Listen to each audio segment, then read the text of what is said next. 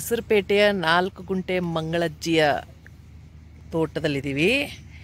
ಜಮೀನಿನಲ್ಲಿ ಕೂತಿದ್ದೀವಿ. ಮಂಗಳಜ್ಜಿಲಿ ಕೂತಿದ್ದಾರೆ.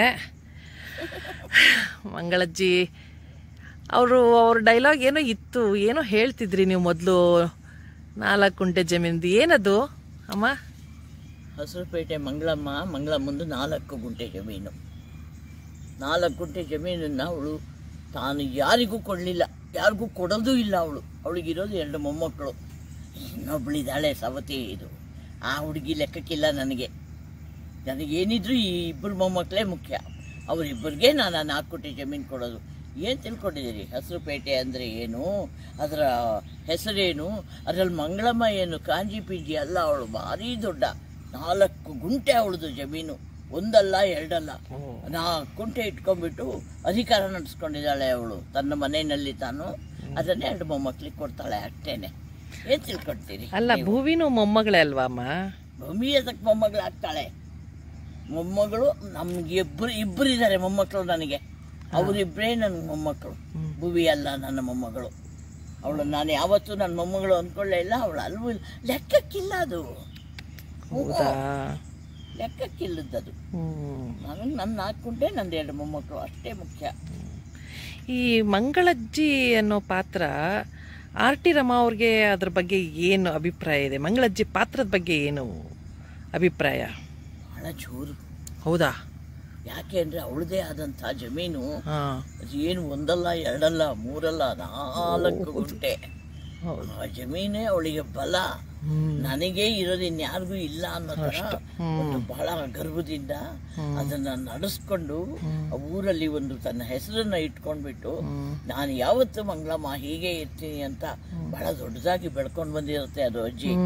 ಆದ್ರಿಂದ ಅವಳನ್ನು ಯಾರು ಅಲ್ಲಾಡ್ಸಕ್ಕಾಗೋದಿಲ್ಲ. ಅಂತ ಅಜ್ಜಿನ ಎಲ್ಲಾದ್ರೂ ನೀವು ನೋಡಿದೀರಾ ನಿಮ್ಮ ಜೀವನದಲ್ಲಿ ಯಾವತ್ತಾದ್ರೂ? ಅದನ್ನ ಎಷ್ಟು ಚೆನ್ನಾಗಿದ್ದಿದ್ರೆ ನಿಜವಾಗ್ಲೂ ಮಂಗಳಜ್ಜಿ ಅಂತಿದ್ದಾರೆ ಅಂತಾನೆ ಅನ್ಸುತ್ತೆ ನಮಗೆ. ನಿಜವಾಗ್ಲೂ ಇದ್ದಾರೆ. ಇವ್ರು ಯಾವ್ದೋ ಹಸಿರುಪೇಟೆ ಅಂತ ಇದೆ, ಮಂಗಳಜ್ಜಿ ಅಂತಲ್ಲಿ ಇದ್ದಾರೆ ಅಂತಾನೆ ತುಂಬಾ ಜನ ಕೇಳ್ತಾರೆ. ಏನೋ ನೋಡಿರ್ಬೇಕು ಅಂತ ಅನ್ಸುತ್ತೆ. ನೀವು ನೋಡಿದೀರಾ ನಿಮ್ಮ ಜೀವನದಲ್ಲಿ ಯಾರಾದ್ರೂ ಆ ಥರ ಇದ್ರಾ ಅಂತ? ಮತ್ತು ಅಷ್ಟೆಂಗೆ ನೀವು ಆ ಎನರ್ಜಿ ಏನು, ಆ ಸ್ಪಿರಿಟು, ಅದು ಆ ಒಂದು ಪರಿಸರ, ಆ ಹಳ್ಳಿಯ ಪರಿಸರ, ಅದನ್ನು ನೋಡಿಬಿಟ್ರೆ ಹಸಿರುಪೇಟೆ ಹೆಸರಿಟ್ಟಿದಲ್ಲ ಹಳ್ಳಿ ಪರಿಸರ ಹೇಗಿದೆ ಅಂದರೆ ಅಲ್ಲೆಲ್ಲ ಅಜ್ಜಿಗಳಿವೆ. ಒಂದೊಂದು ಮನೆ ಸುತ್ತ ಎಷ್ಟೊಂದು ಅವ್ರವ್ರದ್ದೇ ತೋಟಗಳು, ಎಷ್ಟೊಂದು ಎಕರೆ ತೋಟ, ಅದಕ್ಕೆ ಅವರೊಬ್ಬರೇ ಅಧಿಕಾರಿಗಳು. ಆ ಥರ ನಡ್ಕೊಂಬರೋದನ್ನೆಲ್ಲ ನೋಡಿದಾಗ ಮಂಗಳಜ್ಜಿ ಅಂತ ಅಜ್ಜಿ ಇದ್ದೇ ಇರ್ತಾಳೆ ಅನ್ನೋ ಒಂದು ನಂಬಿಕೆ ಅಲ್ಲಿ. ಹಾಗಾಗಿ ಆ ಒಂದು ಪರಿಸರದಲ್ಲಿ ಮಂಗಳಜ್ಜಿ ಜೋರಾಗಿದ್ದಾಳೆ. ಅದಕ್ಕೆ ಸರಿಯಾಗಿ ಮಂಗಳಮ್ಮ ಅಂತ ಹೆಸರು ಇಟ್ಬಿಟ್ಟಿದ್ದಾರೆ. ಸಂಭಾಷಣೆ ಅಂತೂ ನೀವು ನಿಮ್ಮ ಡೈಲಾಗ್ಸ್ ಅಮ್ಮ ಹೆಂಗೆ ಇರುತ್ತೆ, ಎಷ್ಟು ಶಾರ್ಪ್ ಡೈಲಾಗ್ಸ್ ಅಂದರೆ ನಿಮ್ಮದು. ಅದರಲ್ಲಿ ನೀವು ಹಾಕೋ ಎನರ್ಜಿಗೆ ಸರಿಯಾಗಿ ನಿಮ್ಮನ್ನ ತಲೆಯಲ್ಲಿ ಇಟ್ಕೊಂಡೇ ಬರ್ದಿದ್ದಾರೇನೋ ಅಂತ. ಅದು ಅಷ್ಟೇ. ಅಲ್ಲಿ ಹೆಣ್ಮಕ್ಳುಗಳೆಲ್ಲ ಹಾಗೆ ಇದ್ದಾರೆ ಕೂಡ. ಆ ಕಡೆ ಊರಲ್ಲಿ ಎಲ್ಲ ಹೆಣ್ಮಕ್ಳು ಹಾಗೆ ಇದ್ದಾರೆ ಜೋರಿಗೆ. ಯಾಕೆಂದ್ರೆ ಎಲ್ಲರಿಗೂ ಸ್ವಲ್ಪ ಆಸ್ತಿಪಾಸ್ತಿಗಳಿರೋದ್ರಿಂದ ಏನು ಅಲ್ಲಾಡ್ಸಂಗಿಲ್ಲ ಯಾರನ್ನೂ. ಅಲ್ಲಿ ಎಷ್ಟು ಜನ ಹೆಣ್ಮಕ್ಳಿದ್ದಾರೆ, ಹೆಂಗಿದ್ದಾರೆ.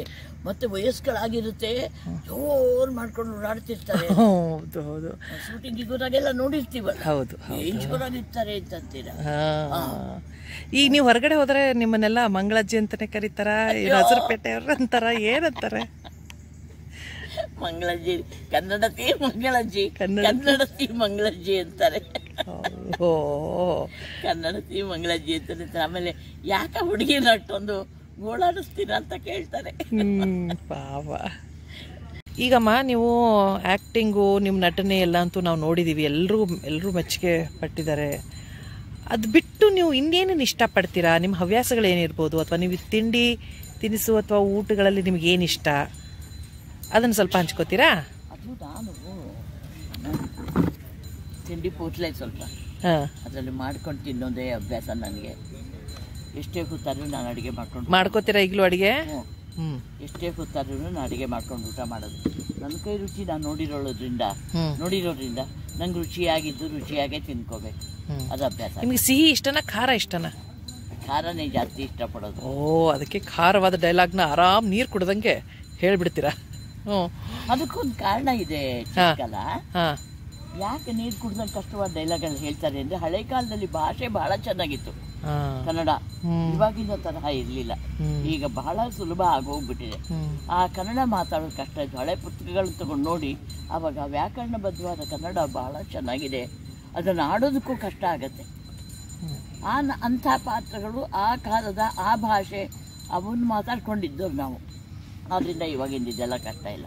ಬಟ್ ಕನ್ನಡ ಚೆನ್ನಾಗಿ ಮಾತಾಡಬೇಕು ಅನ್ನೋದೊಂದು ಬಹಳ ಮುಖ್ಯವಾದ ಪಾಯಿಂಟ್ ಆಗಿಬಿಟ್ಟಿತ್ತು ಆವಾಗ ಕಲಾವಿದರಿಗೆ. ಚೆನ್ನಾಗಿ ಮಾತಾಡಲೇಬೇಕು, ಅವಳೇ ಫೀಲ್ಡಿಗೆ ಬರೋಕ್ಕೆ ಸಾಧ್ಯ ಇತ್ತು. ಹಾಗಾಗಿ ಆಗಿನ ಕಾಲದಲ್ಲಿ ಎಲ್ರೂ ಕನ್ನಡ ಬರ್ದಿದ್ದವ್ರು ಕೂಡ ಕನ್ನಡ ಕಲ್ತ್ಕೊಂಡು ಮಾತಾಡ್ತಿದ್ರು. ಶಿವಾಜಿ ಗಣೇಶನು ಅವ್ರು ಯಾವುದಾದ್ರು ಪೊತ್ತಲೂರು ಪಿಕ್ಚರ್ನಲ್ಲಿ ಪಾಠ ಮಾಡಿದ್ದಾರಂತ, ಮಕ್ಕಳ ರಾಜ್ಯ. ಅದ್ರಲ್ಲಿ ಪಾಠ ಮಾಡಿದಾಗ ಅವ್ನು ತಾನು ಕನ್ನಡ ಕಲ್ತ್ಕೊಂಡು ಮಾತಾಡ್ದ, ಆತ ಡಬ್ಬಿಂಗ್ ಮಾಡಿಸ್ಲಿಲ್ಲ. ಇನ್ನೆಷ್ಟೊಂದು ಆತನಿಗೆ ತನ್ನ ಧ್ವನಿಯಲ್ಲಿ ತನ್ನ ಭಾಷೆನ ಅಲ್ಲದೇ ಇದ್ದರೂ ಕೂಡ ಆ ಭಾಷೆನ ತನ್ನ ಧ್ವನಿಯಲ್ಲಿ ತಾನೇ ಮಾತಾಡಬೇಕು ಅನ್ನೋದು ಅವನ ಹಂಬಲ ಬಂತಲ್ಲ, ಅದು ಕಲಾವಿದ ಅನ್ನಿಸ್ಕೊಂಡಿದ್ದಕ್ಕೆ ಅದು ದೊಡ್ಡ ಗುಣ. ಅದು ಬೇಕು. ಸುಮ್ಮನೆ ಪಿಟಿ ಅಂತ ಹೊರಟೋದ್ರೆ ನೀನು ಯಾರಿಗೆಲ್ಲ ಅದು ವಾಯ್ಸ್ ಕೊಡಿಸ್ಕೊಂತಂದು ಹೋಗಲಿಲ್ಲ. ನಟ ಆತ. ಪೃಥ್ವಿರಾಜ್ ಕಪೂರ್ ಸಾಕ್ಷಾತ್ಕಾರ ಸಿನಿಮಾದಲ್ಲಿ ಆತ ಕನ್ನಡ ಕಲ್ತ್ಕೊಂಡು ಮಾತಾಡಿದ್ರು. ಪುಟ್ಟಣ್ಣ ಕಣಗಾಲ ತನಿಗೆ ಕನ್ನಡ ಹೇಳ್ಕೊಡ್ತಾ ಇದ್ರು. ಆ ಡೈಲಾಗ್ ಕಲ್ತ್ಬಿಟ್ಟು ಅಷ್ಟೇ ಚೆನ್ನಾಗಿ ಮಾತಾಡಿದ್ರು. ಡಬ್ಬಿಂಗ್ ಮಾಡಿಸ್ಲಿಲ್ಲ, ಡಬ್ಬಿಂಗ್ ಇಷ್ಟಪಡಲಿಲ್ಲ ಅವರು. ಆತ ಇಷ್ಟಪಟ್ಟಿದ್ರೆ ಡಬ್ಬಿಂಗ್ ಮಾಡಿಸ್ಕೊ ನೀನು ಅಂದಿದ್ರೆ ಸುಂದರ್ ಕೃಷ್ಣ ಅರಸು ಮಾಡ್ತಿದ್ರು. ಬಟ್ ಮಾಡಿಸ್ಲಿಲ್ಲ ಅವ್ರು. ಯಾಕೆ? ಆ ಭಾಷೆಯಲ್ಲಿ ನಾನೇ ಮಾತಾಡಬೇಕು, ನಂದೋನೇ ಇರಬೇಕು ಅನ್ನೋದು ಇದಲ್ವಾ ಒಬ್ಬ ಕಲಾವಿದನಿಗೆ ಇರಬೇಕಾದಂಥ ಗುಣ ಇದು. ಇದು ಬೇಕು, ಈ ಹಂಬಲ ಇರಬೇಕು. ಯಾವುದೇ ಭಾಷೆಯಲ್ಲಿ ಆ ಭಾಷೆಯಲ್ಲಿ ನಾನು ಮಾತಾಡ್ತೀನಿ. ನೀವು ಕಾರೆಲ್ಲ ಓಡಿಸ್ತಿದ್ರಿ ಅಂತ ಹೇಳ್ತಿದ್ರಿ ನೆನ್ನೆ ನನ್ನ ಹತ್ರ.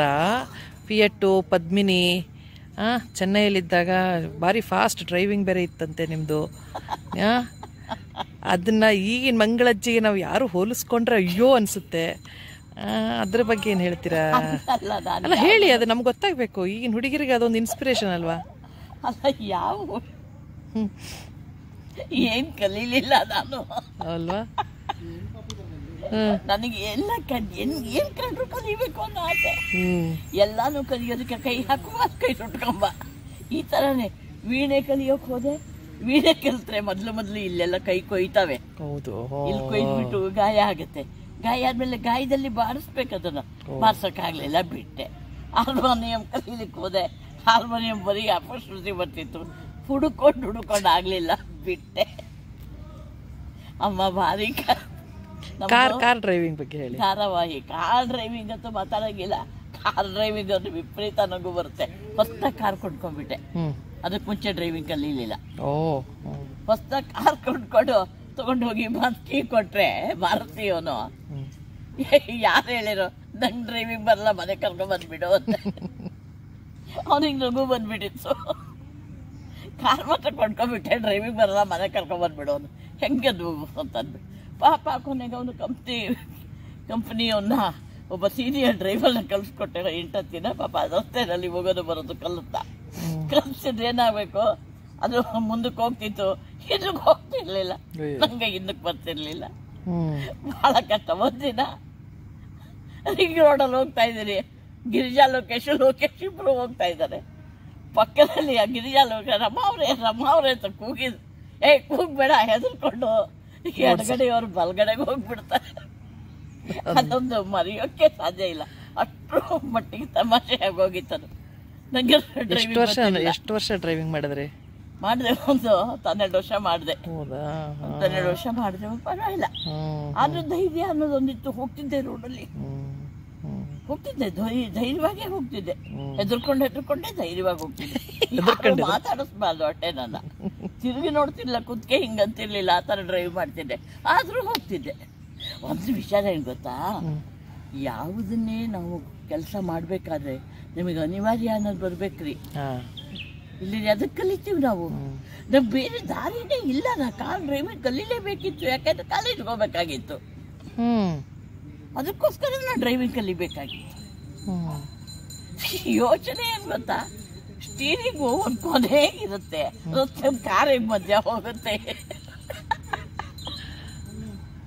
ನಿಮ್ಮ ಲಾಜಿಕ್ ಅದು ಅರ್ಥ ಆಗ್ತದೆ. ಎಂತ ಹುಚ್ಚುತನ ಅಂತೀರ. ಸೈಡಲ್ಲಿ ಕುತ್ಕೊಂಡು ಡ್ರೈವ್ ಮಾಡ್ತಾ ಇದ್ರೆ ಸೆಂಟ್ರಲ್ ಹೆಂಗ್ ಹೋಗುತ್ತೆ ಕಾರು? ಇದು ದೊಡ್ಡ ಪ್ರಶ್ನೆ ನನಗೆ. ಇದೆಲ್ಲ ನಮ್ಮ ಪ್ರೇಕ್ಷಕರಿಗೆ ಕೇಳೋಣ. ಈ ಪ್ರಶ್ನೆ ಬಹಳ ಚೆನ್ನಾಗಿದೆ. ಇದಕ್ಕೇನು ಉತ್ತರ ಕೊಡ್ತಾರೆ ನೋಡೋಣ. ಅಯ್ಯೋ ರಾಮ. ಸರಿ, ಸೀರಿಯಸ್ ಆಗಿ ಒಂದು ವಿಷಯ ಹೇಳಿ. ಹೇಳು. ಸೀರಿಯಸ್ ಆಗಿ ಹೇಳ್ಬೇಕು. ಸುಮ್ಮನೆ ಮತ್ತೆ ತುಂಟಾಟ ಆಡಂಗಿಲ್ಲ, ಹೇಳ್ತಾ ಇದ್ದೀನಿ. ಹೇಳು. ಸರಿ, ನಿಮ್ಮ ವಯಸ್ಸೆಷ್ಟು? ಹೆಂಗಸ್ರನ್ನ ವಯಸ್ಸು ಕೇಳ್ತಾರ? ಮಕ್ಕಳನ್ನ ಕೇಳ್ಬೋದು, ಹೆಂಗಸ್ರನ್ನ ಕೇಳಿದ್ರೆ ತಪ್ಪು, ಮಕ್ಕಳನ್ನ ಕೇಳಿದ್ರಲ್ಲಿ ಏನು ತಪ್ಪು? ಎಷ್ಟಿರ್ಬೋದು? ಇಡೀ ಸೆಟ್ ಅವರೆಲ್ಲ ನಿಮಗೆ 13.5 ವರ್ಷ ಅಂತಾರೆ. ನನಗೆ ಜಾಸ್ತಿ ಆಗಿದೆ. ನಾನು ನಿಮ್ಗಿಂತ ದೊಡ್ಡವಳು. ನನ್ಗೆ ಇವಾಗ ಸೀಕ್ರೆಟ್ ಗೊತ್ತಾಗಬೇಕು. ನೋಡಮ್ಮ, ಡೈರೆಕ್ಟ್ ಆಗಿ ಹೇಳ್ಬಿಡ್ತೀನಿ. ಕಮಾನ್. ಸಂವತ್ಸರಗಳು ಎಷ್ಟು? ಸಾಮಾನ್ಯವಾಗಿ ಒಬ್ಬ ವ್ಯಕ್ತಿ ಷಷ್ಠಬ್ದಿ ಅಂತ ಮಾಡ್ಕೋತಾನೆ, ಗೊತ್ತಾ? ಒಂದು ಶಾಂತಿ ಮಾಡ್ಕೋತಾನೆ. ಯಾವಾಗ ಮಾಡ್ಕೋತಾನೆ? 60 ವರ್ಷ ದಾಟಿದ ಕೂಡಲೇ ಒಂದು ಶಾಂತಿ ಮಾಡ್ಕೋತಾನೆ. ಯಾಕೆ ಅಂದ್ರೆ ಅಸಂವತ್ಸರನ ಕಳೆದ ಅಂತ. ಸಂವತ್ಸರ ಅಂದ್ರೆ 60. ಸೊ ಒಂದು ಸತಿ ಒಂದು ಶಾಂತಿ ಮಾಡ್ಕೊಂಡ್ ಕೂಡಲೇ ಅದ್ ಪಕ್ಕಕ್ಕೆ ಇಟ್ಬಿಡ್ತಾನೆ.